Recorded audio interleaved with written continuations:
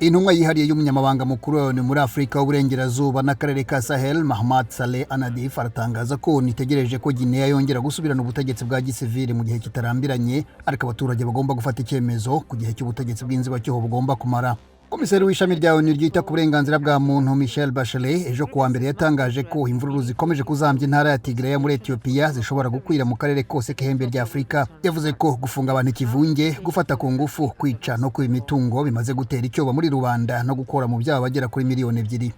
Icyorezo cya kolera kiraca ibintu muri Nigeria. Ikigo gishinzwe gukumira indwara muri icyo gihugu kiravuga ko abarenga 2300 bamaze guhitanwa n'indwara bikekwa ko ari kolera muri uyu mwaka. Minisitiri w'ubutabazi muri Burkina Faso ejo kuwa mbere yatangaje ko leta yorokoye abana 374 hagati y'ukwezi kwa mbere no kwa gatatu bari bagiye kugurishwa mu bihugu bituranyi ngo bakore imirimo y'ubuhinzi n'ubworozi cyangwa ubucukuzi bw'amabuye y'agaciro. Naho mu Misiri abashakashatsi babonye ifi nini cyane yitwa baleine mu gifaransa ifite amaguru 4 imaze imyaka igera kuri miliyoni 43 yibera mu nyanja no ku butaka cyangwa munsi y'inyanja.